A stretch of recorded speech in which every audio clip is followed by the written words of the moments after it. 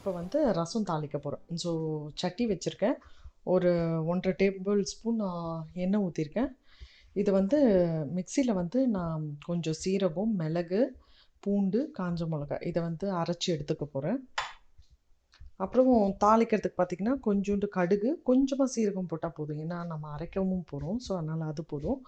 அப்புறம் கருவேப்பிலை, தாளிக்கிறதுக்கு கொஞ்சம் தக்காளி, இது வந்து புளியும் பருப்பு தண்ணியும் ஆட் பண்ணி வச்சுருக்கேன். அதில் சால்ட்டும், மஞ்சள் தூள், பெருங்காயத்தூள் எல்லாத்தையும் போட்டு ஆட் பண்ணிட்டேன்.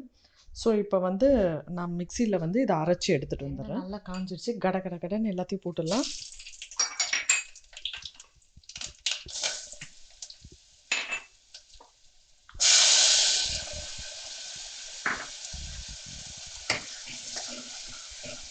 ஸோ நம்ம தாளிக்கிறதுக்கு அந்த கடுகு, சீரகம், ஒரே ஒரு காஞ்ச மிளகா போட்டிருக்கோம்.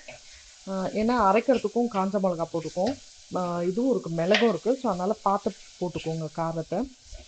அதுக்கப்புறம் இந்த அரைச்சி வச்ச அந்த பூண்டு, மிளகு அதையும் போட்டுக்கிட்டேன். அதுக்கப்புறம் தக்காளியும் போட்டுட்டு இது நல்லா வதக்கிடணும். இந்த தக்காளி வதங்கிடுச்சு. இப்போ நம்ம எடுத்து வச்சுருக்க அந்த கருவேப்பிலையும் போட்டுடலாம். ஸோ இது எல்லாம் சேர்ந்து வதங்குது. இப்போ இந்த பருப்பு தண்ணியும் புளி தண்ணியும் ஆட் பண்ணி வச்சுருக்கோம் பார்த்திங்களா, அதை ஊற்றிடலாம்.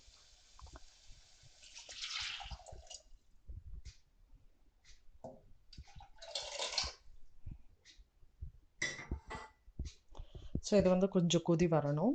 ரொம்ப கொதிக்க வேண்டாம். அந்த ஒரு கொதி வர பதம் இருக்குது பார்த்திங்களா, அந்த ஓரத்தில் கொஞ்சம் பபுள் ஆகணும். நம்ம ரசம் நல்லா கொதி வந்துடுச்சு. இப்போ நிறுத்திடலாம். இது வந்து கொஞ்சம் கொத்தமல்லி தழை போட்டு மூடி வச்சிடலாம்.